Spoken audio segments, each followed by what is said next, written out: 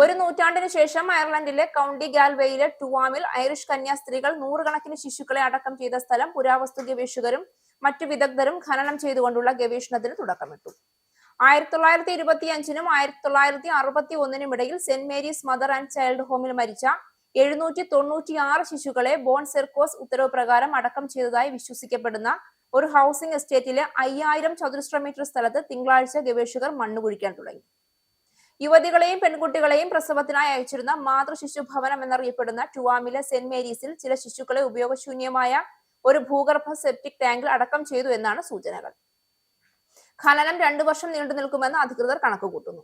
ഒരു ദശാബ്ദം മുമ്പ് ഒരു പ്രാദേശിക ചരിത്രകാരിയായ കാതറിൻ കോർലസ് 796 ശിശുക്കളുടെ മരണ സർട്ടിഫിക്കറ്റുകൾ കണ്ടെത്തിയതുവരെ ശവസംസ്കാര രേഖകളൊന്നും ഇല്ലാതെ ഈ സഹിച്ചു മരണങ്ങൾ അവഗണിക്കപ്പെട്ടു. ഇതോടെയാണ് ഇതേപ്പറ്റി അന്വേഷിക്കാൻ സർക്കാർ ഒരു ജുഡീഷ്യൽ കമ്മീഷനെ നിയോഗിക്കുന്നതും ഔദ്യോഗികമായി ക്ഷമാപണം നടത്തുന്നതിനും കാരണമായത്.